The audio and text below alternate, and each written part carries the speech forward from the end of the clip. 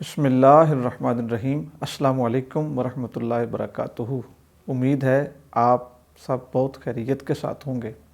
آج کی ہماری گفتگو ایک بڑی مشہور و معروف عالمی ریس کے تناظر میں ہے، جس کو ہم میراتھن ریس کہتے ہیں، اور اس ریس کی پذیرائی پوری دنیا میں بہت زیادہ ہے۔ یہ ریس کیا ہے؟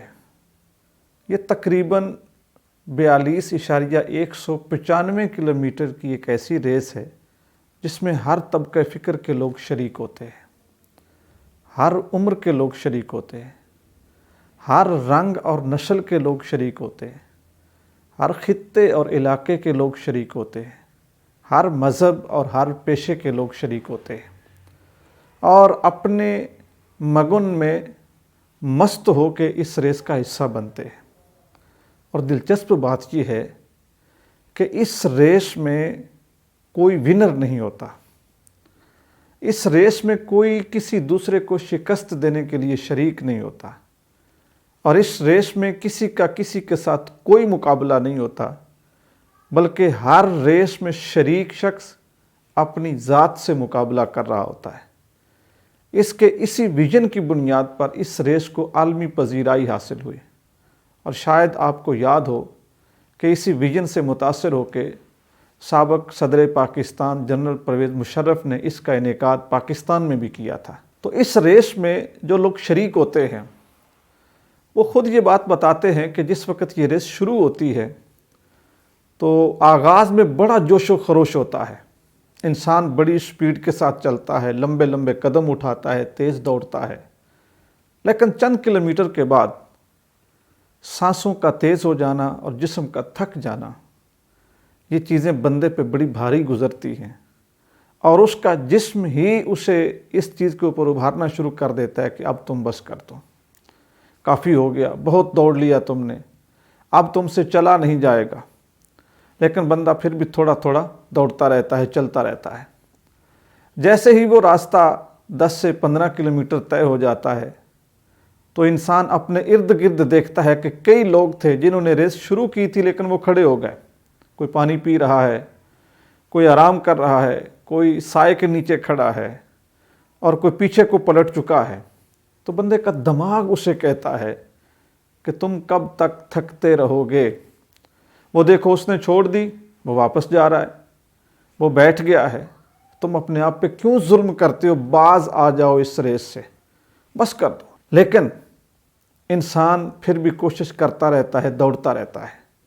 شرکائے ریس خود یہ بات بتاتے ہیں کہ جیسے جیسے انسان چلتا جاتا ہے اور اس کا دماغ اسے ساتھ ساتھ پاگل کہتا رہتا ہے، جیسے ہی وہ آدھی ریس کا فاصلہ طے کرتا ہے، اس کا وہی دماغ جو اسے چند لمحے پہلے پاگل کہہ رہا ہوتا ہے اب وہ الٹی گنتی شروع کر دیتا ہے۔ وہ کہتے ہیں 10 کلومیٹر رہ گئی، 7 رہ گئی، 5 رہ گئی، 4 رہ گئی، 3 رہ گئی، 2 رہ گئی، ہمت کرو پہنچ جاؤ۔ بالکل سیم اسی ریس کی طرح انسان کی زندگی کی ریس ہوتی ہے۔ کچھ بدقسمت لوگ زندگی کی ریس دوسروں کے ساتھ مقابلے میں لگا دیتے ہیں، جبکہ حقیقت یہ ہے کہ زندگی کی ریس بھی اپنے آپ سے مقابلہ ہوتا ہے۔ آپ اپنی ایک منزل کا تعین کرتے ہیں کہ میں نے یہ کام کرنا ہے اور میں نے فلاں جگہ پہ پہنچنا ہے۔ آپ اس منزل پہ پہنچنے کے لیے آپ ایک راستے کا انتخاب کرتے ہیں۔ جب آپ اس راستے پہ چل پڑتے ہیں تو شروع کے 2-4 سال آپ بڑے جوش و خروش سے کام کرتے ہیں۔ منزل بہت دور ہوتی ہے، فاصلہ بہت زیادہ ہوتا ہے، تو کیا ہوتا ہے کہ آپ کی سانسیں پھولنے لگتی ہیں، وسائل دستیاب نہیں ہوتے، اچھی ٹیم نہیں ہوتی، لوگ حوصلہ افزائی نہیں کرتے، تو آپ کا جسم یہ آپ سے کہتا ہے کہ یہ آپ سے نہیں ہوگا، لیکن آپ چلتے رہتے ہیں۔ تھوڑا اور فاصلہ کرتے ہیں 8-10 سالوں کا تو آپ کا دماغ ہی آپ سے کہتا ہے کہ بھئی جن لوگوں نے آپ کے ساتھ یہ کام شروع کیا تھا انہوں نے یہ کام چھوڑ دیا ہے، بھاگ گئے ہیں، یہ بہت مشکل ہے۔ اب دیکھو وہ فلاں کام کر رہا ہے تو بڑے مزے میں ہے۔ حالانکہ یہ سب سے بڑی غلط فہمی ہے کہ انسان دوسروں کو جب دیکھتا ہے تو یہ محسوس کرتا ہے کہ انہیں کوئی پریشانی نہیں اور ساری پریشانیاں میرے ساتھ ہیں، تو اس کا وہ جو دماغ ہے اس کو وہاں پر بھی پاگل کہتا ہے کہ باقی سب نے چھوڑ دیا اور تم کر رہے ہو۔ آپ اس دماغ کی جگہ پہ اپنے ان دوستوں کو، اپنے ان رشتہ داروں کو، فیملی ممبرز کو، احباب کو بھی شامل کر سکتے ہیں کہ جو آپ کی منزل سے آشنا نہیں ہیں، جنہیں پتہ نہیں ہے کہ آپ کے ذہن میں خواب کیا ہے اور آپ کہاں پہنچنا چاہتے ہیں، وہ بھی آپ کو پاگل کہیں گے۔ اور یہ بھی حقیقت ہے کہ جن لوگوں کی اپنی کوئی منزل نہیں ہوتی، وہ منزلوں کی طرف رواں دواں لوگوں کو پاگل کہتے ہیں اور ان پہ تانے کستے ہیں۔ لیکن پھر کیا ہوتا ہے؟